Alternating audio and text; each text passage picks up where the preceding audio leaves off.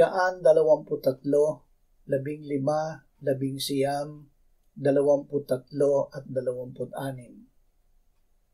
Kung ang iyong puso ay marunong, aking anak, ang puso ko rin naman ay magagalak.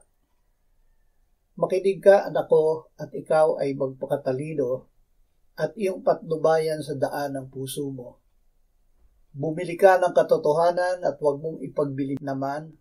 Bumili ka ng karunungan, ng pangaral at kaunawaan. Anak ko, ang puso mo sa akin ay ibigay, at magbasid ang iyong mga mata sa aking mga daan. Ibigay ang puso sa Diyos.